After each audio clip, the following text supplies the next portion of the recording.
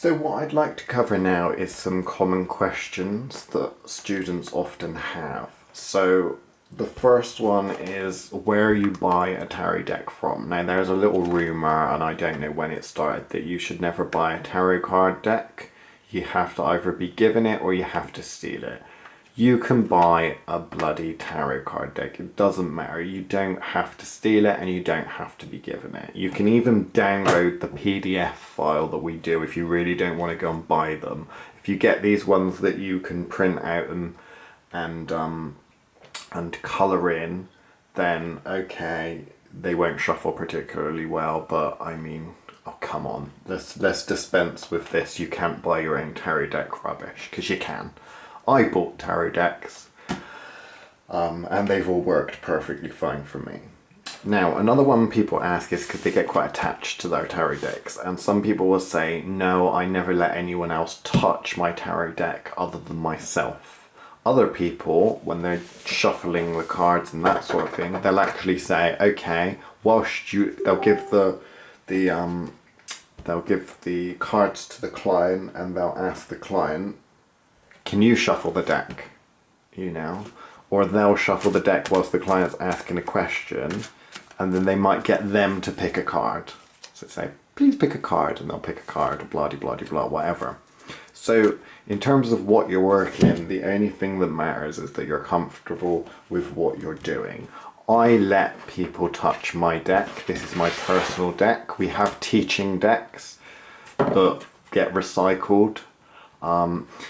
And we don't have any problem with them. Now, there is such a thing as called cleaning and cleansing your deck, not just from the perspective that if a client's touching your cards, they might have some sort of illness or germs or something like that. So in terms of actually cleaning them, sometimes it's a good idea to clean them if you are letting random strangers touch your deck. But in terms of cleansing and cleaning, people think that these cards will build up energy, and it is true to a certain extent. A lot of people will feel something emanating from the cards, and then they'll feel that energy change. Maybe they've given their deck to someone and there's not a particularly nice person that they didn't like, and after that their cards feel kind of tainted. So there are ways of cleansing the deck. Some people use some kind of incense. Other people would just keep shuffling until they've gotten rid of that kind of feeling. We have loads of these Rider Waite Smith decks. We've got about 10 of them because we do a class of 10 where 10 people are sat around a table and we teach them tarot. What we do with after the class is that we take the decks, we put them all out in order of the cards. So obviously all 10 magicians would go on a magician's pile, all 10 fools would go on a fool's pile, all 10 seven of swords would go on the seven of swords pile, that sort of thing, and then we swap them all around, so we shuffle that deck. So although we have the 10 decks, all of those decks have been reshuffled and moved back. Some people find that the energy is a little bit strange, but it never ever stops them from reading. Now in terms of when we were talking about kind of like the smudge sticking and all that sort of thing, incense, this is a smudge stick. Sometimes we'll use smudge sticks. We don't use sage smudge sticks because they're not very good for the, well, put it this way, they generally come from not particular and harvest not in a particularly nice way. We make these made out of rosemary from the garden. So what you would do is light the end and then you'll get smoke coming out, and what you'll do is you'll waft your cards, might take one by one, waft it a little bit, or just even kind of hold the cards over, something like that. People get the impression that it will cleanse them. Now, they are literally paper cards. So they're your tool, you own them. So what is it that you feel comfortable with doing? There's no right or wrong again for this. I don't have a problem with people touching my cards. I'm fully able to compensate for anything that they pick up if I do feel that they've been picked up by someone. And again, most of my time, occasionally you do get something that you feel like this isn't quite right, and I'll just keep shuffling them. and putting them down in piles and even messing them up like this, you know, until such a time which I feel that there's nothing left of that energy, that things are kind of back to normal. It's just a personal thing, to be honest with you. So another big question is, when do you stop shuffling? So how do you know when to actually start? So if a client asks you a question, how do you know when to stop? So you could stop in a couple of areas, really. So some people have, I will only do 5 shuffles. So they'll do 1, 2, 3, 4, 5. And then they'll only stop there, and then they'll put the cards down. Okay. Other people don't really, when they pick cards, they won't necessarily shuffle them. They'll put them into 2 piles like that, and they'll go, okay, I'm going to pull a card from here, pull a card from there. When it comes to pulling the cards, then, you know, you will get some people which will say to the client, you know, they'll split it in half and say, pick a deck. And the client might say, I want that one. And then they'll take these and then they'll start putting the cards down. Again, you've just got to try out what works for you. What I get kind of like okay, that feels like it's done now. Or something will fall out of the deck. And when I see something fall out of the deck, I feel like, oh, something's happening. There's an energy, a building. There's like oh, stop. It's almost like when a card falls out, it makes me feel like it's jumping out of the deck, that it's trying to get my attention. It's like, okay, here we are, stop now. And that's when the point which I'll normally take a quick look at the card. And if it makes sense, then I'll start with that card. If it doesn't make sense, I'll just put it over to one side. Some people would just put it back in the deck. Sometimes I'm known to do that as well. But whatever feels right in the moment, there's not a right or a wrong. When you're doing it, it's all going to be about what you're used to and what feels right for you. And some people like to use multiple decks, so they'll have several decks, okay, and they might just ask the client to pick one, or they might pick one because they feel that they're drawn to that particular deck. I don't do that. I just stick with the Rider Waite. Don't feel the need. We have a witchcraft shop, we've got loads and loads of decks. I always just use this one, if I'm honest with you, but then I don't do a huge amount of card reading so much anymore. And if I do a psychic reading or something like that, I tend not to rely on the cards to do it. I just do it like that. Now when it comes to using 2 decks, some people use 1 or 2 decks actually together, so it's not so much a case of picking a deck to use, it's a case of combining decks. When we look at something like the Fanny Cranach Wisdom card deck, what they might do is they might create a spread from both decks. Now these cards are actually the same, okay, so they're the same size, so you could mix the 2 decks together and you could actually shuffle them. I mean, it would be a rather large deck, but in terms of shuffling, they'll shuffle. Other people, obviously if you've got other card decks, then you can kind of see the difference in size, so it might not necessarily work particularly well for shuffling, but you might have say a tarot card deck and an oracle deck, which we haven't really gone into, but you might feel every now and then a sense that I need to just take a card from that deck because it's a different type of deck. Now there are loads of different types of tarot decks, but then there are also lots of other types of decks in general. So you've got wisdom card decks. These are based on the old-fashioned playing card meanings, which has been written in.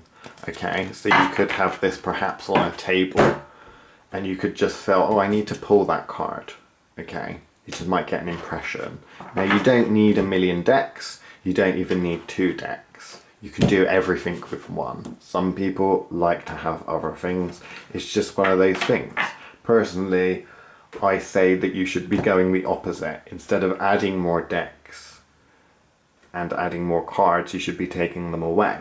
So if you're doing a spread, if you really want to develop your psychic ability, you should be taking this, and you should not be doing the Celtic cross, which involves a load of cards. You should be doing them all from just one card eventually, and then when that one card goes, or when you're confident, don't use the cards at all, just to intuit. Imagine, just hold the deck and shuffle it and say, what card would I have picked in this situation? And imagine what card it would have been.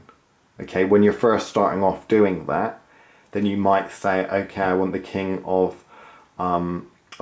of Swords. That's just popped into my head. Now you might struggle visualizing that, but King of Swords popped into your head, so just go through the deck until you find the King of Swords, and then pop that, because obviously at the moment you're not used to all of the images, but if you've been doing this for years, these might be ingrained into your mind. Yeah, so you might be able to visualize every single one of those really easily. In fact, you might find that they speak to you. You might see them in dreams. Remember when we talked about imagining the scene and pressing play on the television, and then that happens. You might find that your dreams start to take on this kind of a symbology, or even this kind of a look or aesthetic. It's interesting, but one of those things, which of course is going to be one on the back, there we go, King of Swords, then I would obviously just pick it out and say, okay, I've decided that that's the card that's coming to me, so I'm just going to get it out and look at it.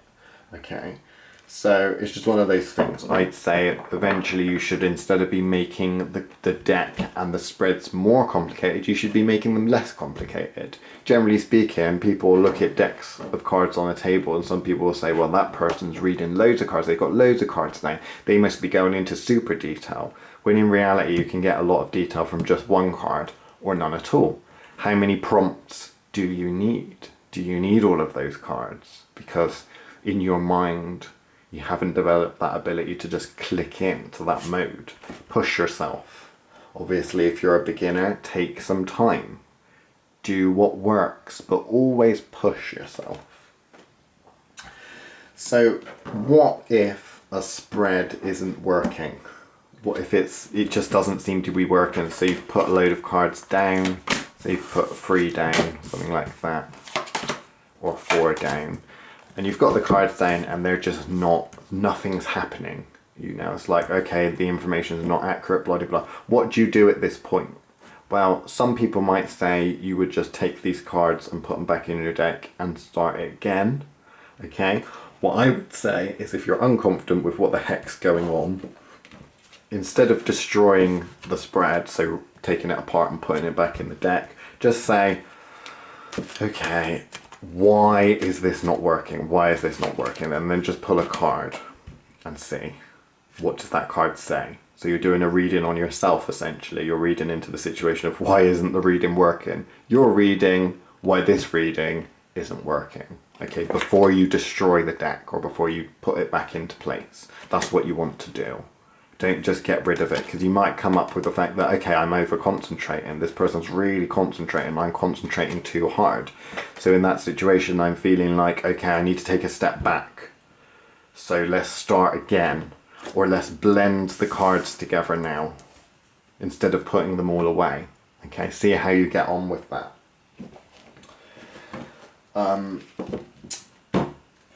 What happens if a client is out of time? So you've got into the details, and you know, at the end of the day, you've been going into loads and loads of details, and then the time's up. What do you do then? So at the end of the day, it depends on how you charge. Are you charging by the hour? Are you charging by half an hour? Are you charging by the minute? Are you charging by a free card spread? What you need to do is, up front, you should tell them. You should say, I charge £1 a minute, blah, blah, blah, blah, and I have another person booked in at 12 in 1 hour. So that's like, you can have up a minute and £1 a minute or $1 a minute, whatever it is, up until that hour. Just be upfront with them at the very beginning. If you're doing it professionally, it helps that you have a set menu or a price list. When it's bad habit, and it isn't a very good idea, to say, oh, okay, I know that the time's run out, but I'll just tell you this extra bits and pieces. Now, if you do that, that is a slippery slope because the client will just keep wanting more and more and more and more and more. And if you've done it the once, you've got to do it again. So just whatever it is, stick to your guns. If you've got it written down on your website or on a little plaque or whatever it is, then stick to it. Because again, you're a professional.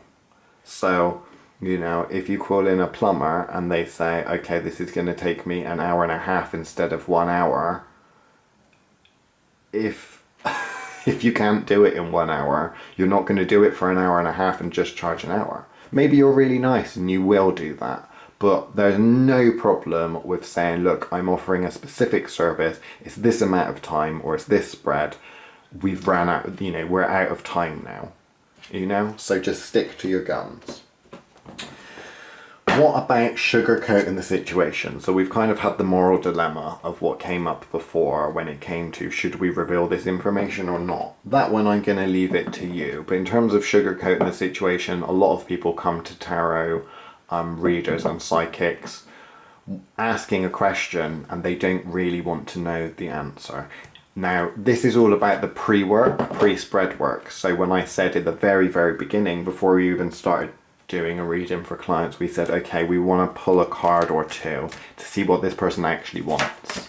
What does this person actually want? And does that represent what they're asking? Okay, if you're having problems with knowing how far to go with the reading in terms of what information should I reveal or not, you either do that halfway through, so like in the example where we kind of got to the point where I was uncomfortable with saying any more, I just picked a card to see, should I go further? Should I go further? No, I'm staying still, I'm not doing anything, I'm going to retreat, not going to say anything.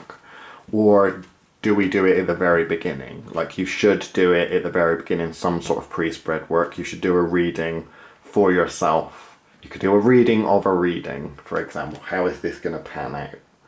And it's really morally as to what information you feel you should reveal. Now, lots of people out there do come to you with questions, but you should be able to know whether they genuinely want an answer and whether they don't want the answer. So what you need to do is, if they do, or you do get the impression they genuinely want to know the answer, then I would recommend you tell them. If you get the impression, which they've gone to see a number of psychics, like 100 of them, and all of the psychics have said one thing and that person doesn't like that answer, so they're going to another one and another one until the answer changes, then you should probably ask yourself, how nasty do you want to be? Do you want to say to this person, you're an idiot? What the heck is going on? Why are you asking these questions? You know, do the reading. Depends how nice you are. I don't tend to sugarcoat it, as you can probably tell. I say exactly how it is. But other people do prefer to be a little bit softer and take a softer approach. I'm no good at that, if I'm honest with you. So an interesting one, where does the information actually come from? So when we're looking at the cards, the cards don't really, although they can retain energy and you can pick up on that sort of thing, they don't really hold any real power. So it depends on what your personal belief is. Now I can tell you the technique as to what actually happens in terms of it's your unconscious mind speaking to your conscious mind. So the unconscious is where the psychic images and things like that come from. It's the bit that you can't control. Okay, so things come through the unconscious mind that are then interpreted, or you try to interpret with the conscious mind. So what this does is it gives the conscious mind something to focus on, and has the conscious mind looking at this thing and interacting with this thing, so that the unconscious mind can kind of, you know, draw attention to certain things. So it's the reason why when I pull this card, the only thing that I really pay any attention to is this flower. That's the only thing. I don't care what's going on. I'm just seeing this flower, and I'm seeing it kind of like a sunflower, and I'm thinking of the sun. This sort of thing, this is coming from my unconscious mind. That's how it really works. This is why we don't use this method where we're memorizing things. We're memorizing card meanings. There are card meanings associated with each tarot card. There's hidden symbology within the card. There's associations many people agree with and have given to these cards. But ultimately, psychic, if you want to do it on a psychic level, that's what you're doing. You're tapping in. You're making your unconscious mind and your conscious mind together and working as a team. It's amazing the information that you can get from just a pack of cards or nothing at all by using this technique. So the next thing what we're going to do in the next video is I'm going to walk you through a reading. So I'm going to walk you through step by step what you might do and what an actual reading will look like. And then what I'm going to do is set you homework. I'm going to make you do your first real reading. You can do it on someone else or you can do it on yourself. Whether you do it on someone else or yourself makes no difference to me, but you need to do one that's not a pretend one, okay? So, head to the next video.